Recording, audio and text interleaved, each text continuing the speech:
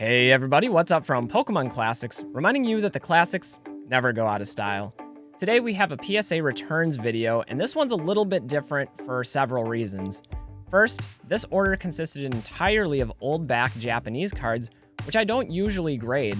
I do have some binder collections, and I decided to pick out some of the better cards, send them in for grading, and maybe sell some of the extras.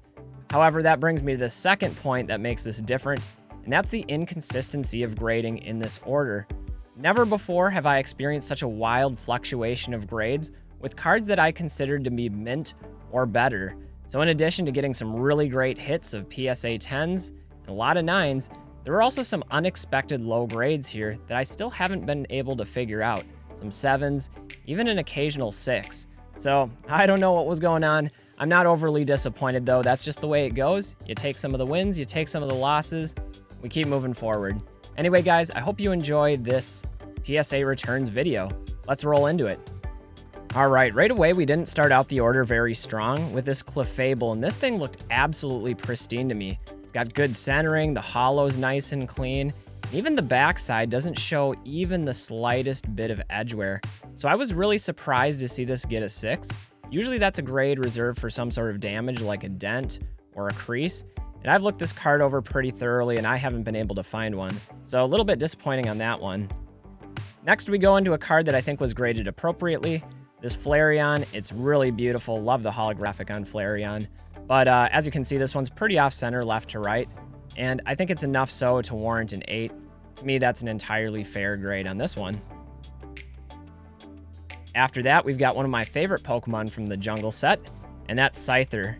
It's got a nice swirl there. You know, I've always loved Scyther. I know this card was really playable back in the day in the early stages of the game. This one got an 8. Again, looks like a really clean card. I'd have to take a closer inspection to see if maybe there's a print line or a hollow scratch that I missed. Because usually that's what gets a card an 8, are those surface issues with the holographic portion. The second one that I got the 9. Again, pretty fair grade there. I will never complain about a 9. A 9 is a mint grade after all. Really nice card. Again, backs on all of these, very clean. After the Scyther, we've got what's probably everybody's favorite jungle Pokemon, and that's Snorlax. Snorlax is pretty legendary amongst people that have played the games. You got to get Snorlax out of the way. And I know a lot of people out there are fans of Snorlax. This one, again, really clean. Mint 9 on that one. Going into some cards from the Fossil set, we start out with another disappointing one, and that's this Aerodactyl that came back as a 6. Again, these were all cards I was expecting 9s, perhaps some 10s on. And although we did get some 10s, some really nice 10s too, a lot of lower grades that to me don't really make sense. I wasn't expecting 10s on all of these. I never take a 10 for granted, but I don't know. I don't know about that one. Next, we have Articuno. In English, this is a very difficult card to grade. Japanese, I'm not sure what the population looks like. I don't follow it as much as I do with the English cards. Still a really nice one. This one looks like the centering is pretty good. I think this one did have a dot or two of edge wear on the back. I'm not seeing much here. So I don't know. There's going to be a lot of strong 8s in this video. And these aren't cards that I'm interested in cracking or regrading. That's more work than they're worth to me. So I'll be passing along probably some quality cards in 8s and 9s to other collectors out there that are interested in buying some of these. This one got the 9. Loved Articuno. One of my favorite Pokemon and artworks from the Fossil set. Again, really clean backsides. That's one of the things that I look for really carefully before sending cards in. I know a lot of new collectors, that's something they miss when they're going through and appraising cards, is they don't thoroughly check the backside. Haunter, definitely one of my favorite playable cards ever in the game. Really fun card to use. This one got a Gem Mint 10. This was actually our first 10 of the submission.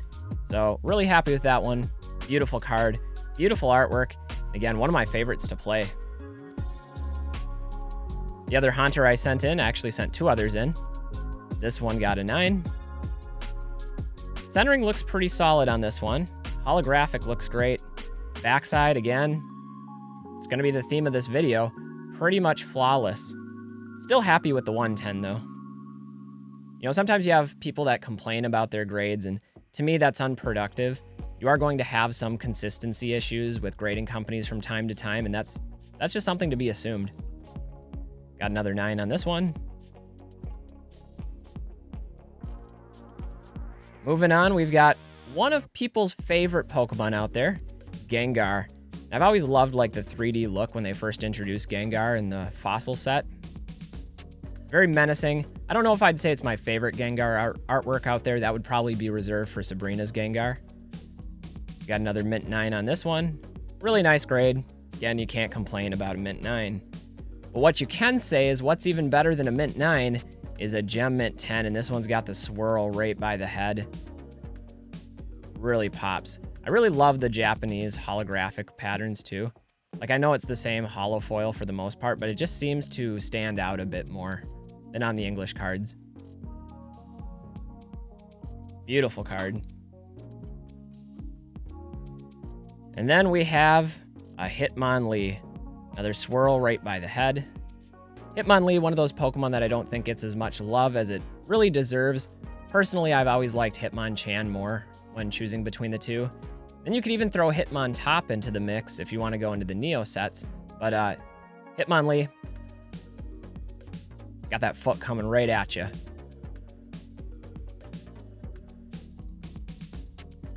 Keeping it rolling with Fossil, we've got a Hypno. This is the first Hypno released. Waving the pendulum, putting you to sleep. Pretty cool card. There's some other Hypnos out there that I like more for the artwork. One being Dark Hypno from the Team Rocket set. That one got a mint 9. And then interestingly, we have Mew. Now, Mew was originally released in English as one of the Black Star promo cards, but in Japanese, it was part of the Fossil set. And I was really disappointed to see that like Mew wasn't included with the English Fossil set, because I think this would have been the chase card for sure, in addition to Dragonite. That one got the 8. Next one up. Did a little bit better with the 9. I think that's a fair score for both of them. Both have a little bit of edge wear on the back or a little bit of off-centering. Like this one looks really good on the front, but I think it did have a dot or two of edge wear that's almost invisible. Yeah, there's one little dot up in the top. Still a really great card. One that I know is very popular with people too, just because it's the first release of Mew, and Mew is one of the most iconic Pokemon. Next we have Muck, probably the card people like the least in the Fossil set. This one did get the Gem Mint 10, so we're always thankful to have a Gem Mint Muck in the collection. Backside looking really clean there as well. Then we have Raichu. Another swirl on this one. This Raichu is the fatter Raichu if you compare it to the base set original one. Not my favorite one personally. I really like the dark Raichu from Team Rocket set. This one only got an 8, and that kind of confuses me because again, the holographic surface looks flawless. The backside looks great. Centering, pretty much spot on. So I don't know. Again, probably not worth it to regrade, but I do think that one, and amongst many others, had potential at 10s and underperformed. Speaking of underperforming, Zapdos with a 7 here. This is another one that looks absolutely perfect. Look at the centering, you look at the holographic, no scratches, no print lines. Backside, I haven't been able to find any damage. Besides right here, there's a dust dot. It's not even a dot on the card that could easily be wiped away with a finger before encapsulation. So if that's what dropped this down to a 7, well, that's just pretty disappointing then. Like I said though, not going to complain about this. Still fortunate to have these back so quickly. And, you know, when you've spent the last few years waiting multiple years to get a PSA return back, you're grateful for the little things. We'll just put it that way. Another Zapdos here with a 9. Totally fair grade. Again, some of these are going to be a bit off-center. Most of them probably in that threshold for a PSA 10. Got another Zapdos, and this one was also a 9. The second appearance of Zapdos. Zapdos originally debuted in the base set. One of my favorite artworks of Zapdos was from the base set. This one's pretty cool too. And then the fourth and final Zapdos from the set. This one struck pay dirt. We've got the Gem Mint 10. And it's really nice because this is the one with the swirl on it. I know there's some collectors out there that really care about that. For me personally, I think it's kind of nice, but it's not something I would pay a premium for, or even actively seek out. Really cool card there, though. Next, we'll transition into a few Team Rocket cards. I didn't send a lot of these, but I did send a couple, and one is Dark Alakazam. Alakazam is my personal favorite Pokemon, and this one, really nice. Only got the PSA 8. Again, I think it might be undergraded, but that's okay. Next up, with a PSA 10, there we go. That's what I'm talking about. We got the Dark Alakazam, getting the Gem Mint grade. Can always appreciate that when one of your favorite Pokemon comes back with a solid grade. Ignore that. We got a couple pieces of dust on the case. If you guys have ever graded cards, you know that these cases, they are dust magnets. Next, we have Dark Golbat. I actually had a deck back in the day using Dark Golbat and Dark Crobats. Really fun deck to play. This one got a Mint 9. Not the most popular card out there, that's for sure. But again, it's one that has some personal history with me with deck building, with playing the game. Really like that one. I talked about it a little bit earlier, but we have the Dark Hypno.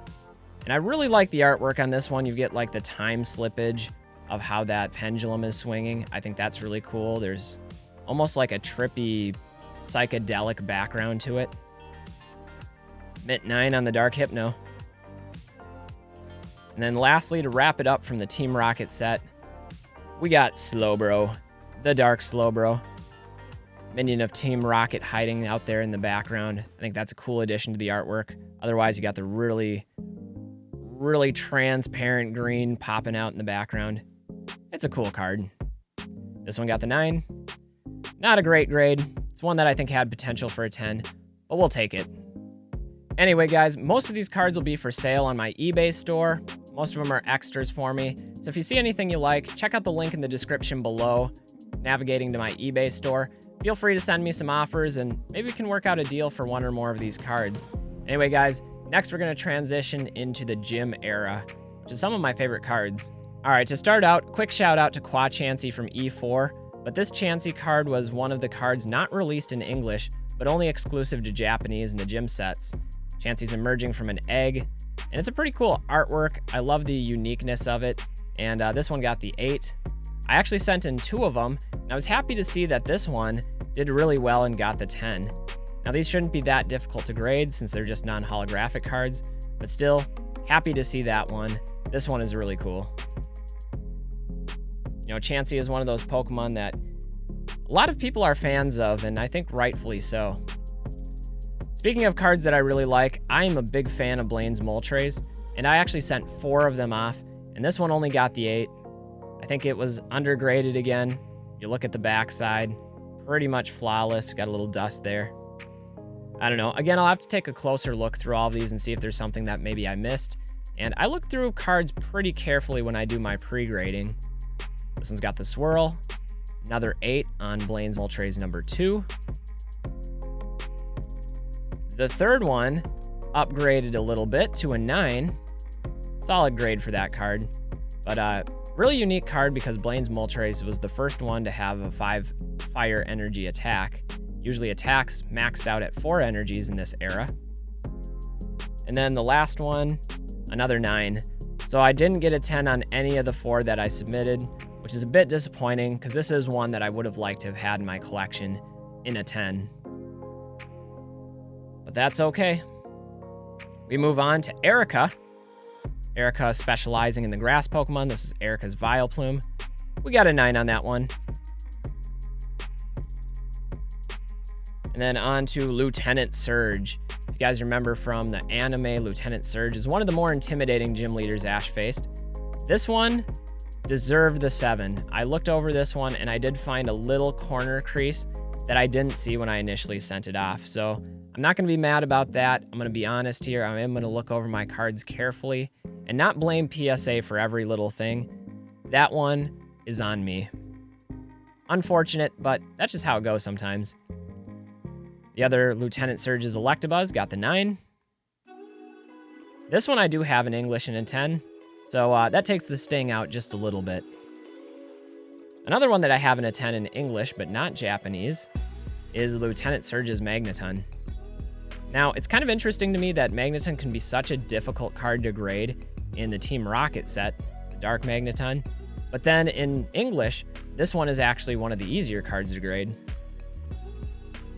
I sent 2 of those. The second one also got a 9. I really like the gym sets, I think because of the connection that it had to the anime, but also just some of the artworks. I think some of the artworks, especially in Gym Challenge, are some of the best that Pokemon's ever produced. Next, we got Misty's Sidra. 2 of these were sent. 2 of them received 9s. So a little spoiler there, a little foreshadowing to this next one. Here's the other 9.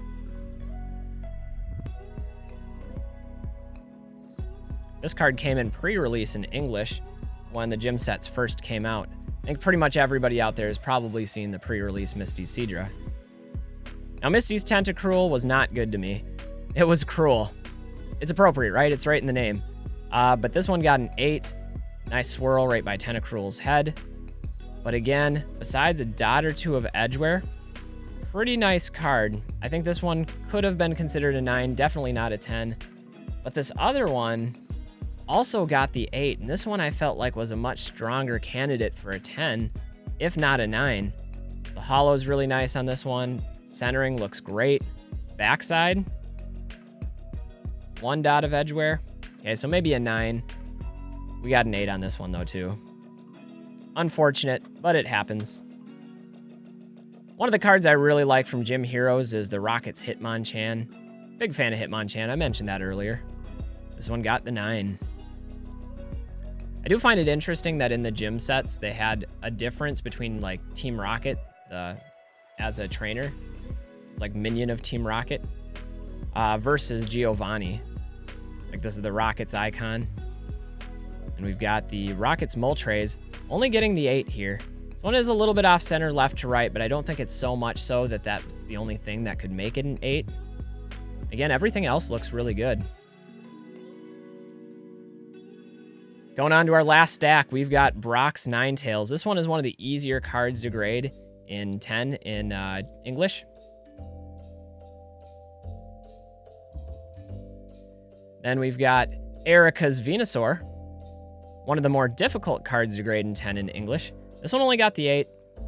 Again, a little bit off center, left to right. Not seeing much for edgeware. Maybe undergraded on this one, but still a cool card.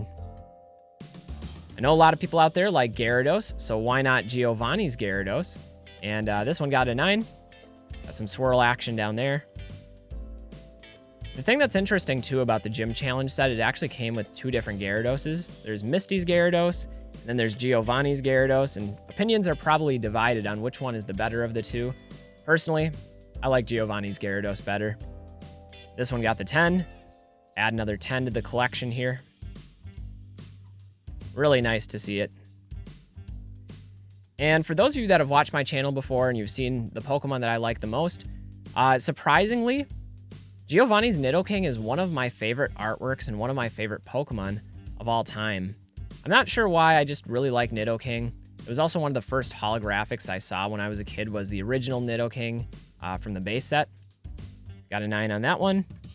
And I'm really excited for this one, but we got the 10 on Giovanni's Nidoking.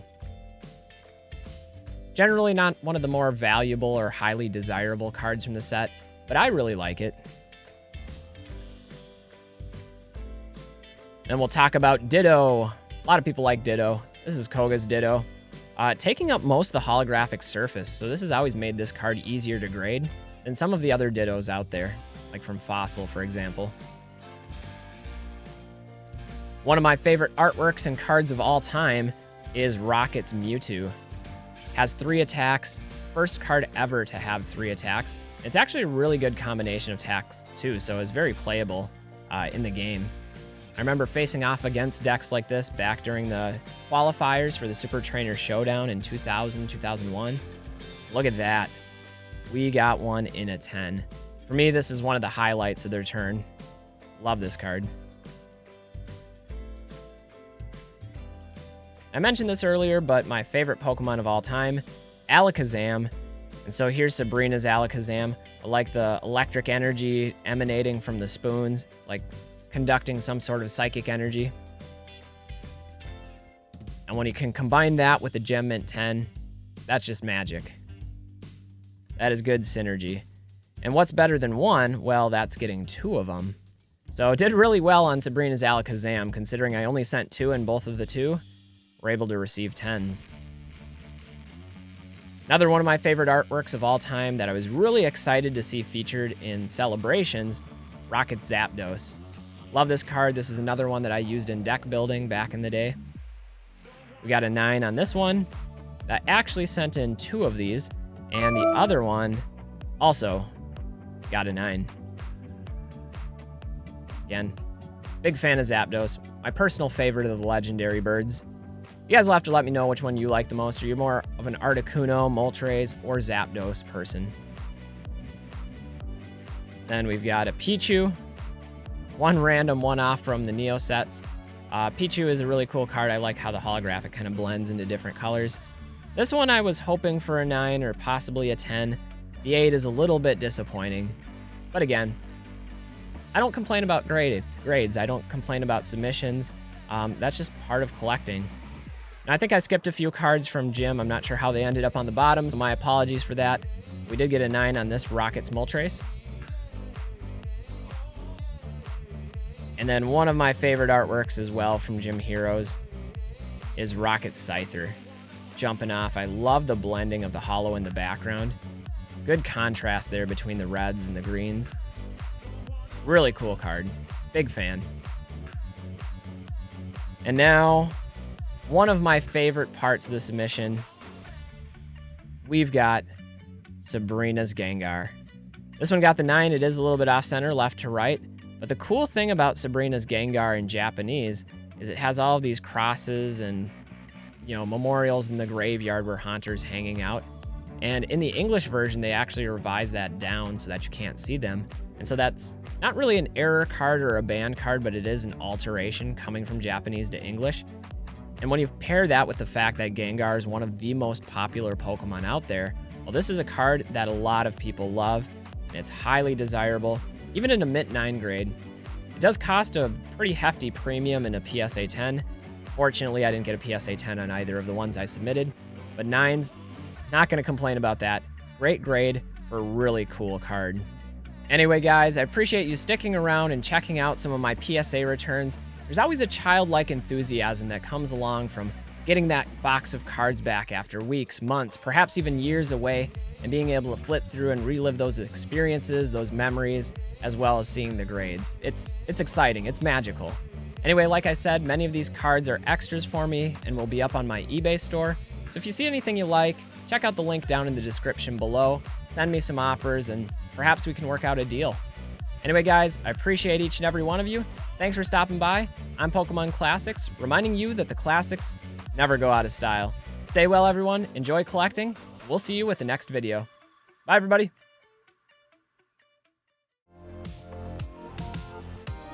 Hey guys, I just wanted to say a quick thanks to my patrons for supporting the channel. If you have any interest in becoming a patron yourself, check out the link to my Patreon below. For more market analysis videos, you can click on one of these 2. They're pretty good, at least I think so. Anyway, you should go check them out. I dare you. I don't really know what else to say, so I'll just disappear now. Bye-bye.